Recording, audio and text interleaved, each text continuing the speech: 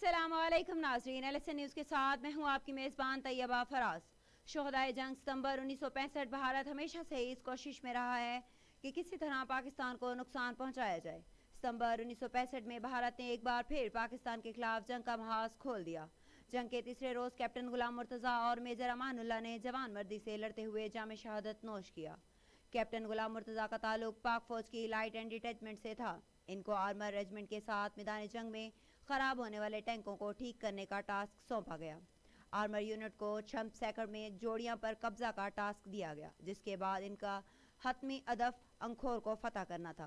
3 सितंबर 1965 को छम सैकड़ को अबोर करने के बाद जोड़ियां की जानिब पेश कदमी शुरू कर दी। इस दौरान इन्हें दुश्मन भारत की इन्फेंट्री और भारी तोपों की सख्त मज़ाहमत का सामना करना पड़ा, मगर बुलंद हौसलों से सरशार पाकिस्तानी आर्मर रेजिमेंट ने दुश्मन के तोप खानों को भारी नुकसान पहुंचाया। इस दौरान दुश्मन का एक गोला पाकिस्तानी टैंक को आकर लगा, जिससे टैंक में आग भड़क उठी। कैप्टन गुलाम मुर्तज़ा, जो करीब ही अपनी जीप में मौजूद थे, फौरन टैंक की जानिब बढ़े और उसी दौरान दुश्मन की मशीन गन का ब्रस्ट इन्हें आकर लगा, जिससे वो शहीद हो गए।